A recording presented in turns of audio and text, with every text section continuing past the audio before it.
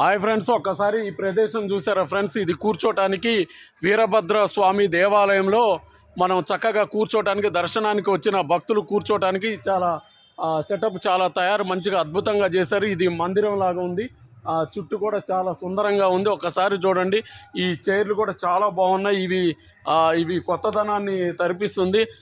భక్తులు ఇక్కడ కూర్చొని రెస్ట్ తీసుకోవడానికి చాలా అద్భుతంగా ఉంది ఫ్రెండ్స్. ఇది చూడండి ఎంత చాలా బాగుందో, చక్కగా ఉంది. ఇక్కడ మంచిగా కూర్చొని భక్తులు ప్రశాంతతగా వీరభద్ర స్వామి వారిని మనసులో ధ్యానించుకోవడానికి చాలా అద్భుతమైన ప్రదేశంగా మనం చెప్పవచ్చు.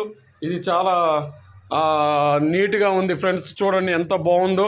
ఇది చూస్తుంటే సాక్షాత్తు మనం ఆ స్వామి దగ్గర సన్నిధిలో మనం చేరుతున్నట్టుగా అనిపిస్తుంది. ఈ చక్కటి ఈ మండపాన్ని నిర్మించారు. ఇది చాలా అద్భుతంగా ఉంది. వీరభద్ర స్వామివారి టెంపుల్ లోపలికి వస్తే కోనేరు నుంచి ఇది కనిపిస్తుంది. ఇది మన గణపతి, మహాగణపతి కోటి లింగాలు, శివుడు కోటి లింగాలు వెలిగించే జ్యోతుల దగ్గర నుంచి పక్కకు వస్తే ఆ వీరభద్ర స్వామి పైన మనకి ఫస్ట్గా దర్శనం ఇస్తుంటారు. దాని పక్క సైడ్ నుంచి పోతే ఇది కూర్చోటానికి మంచిగా ఈ మందిరం టైప్లో ఇది నిర్మించారు ఫ్రెండ్స్.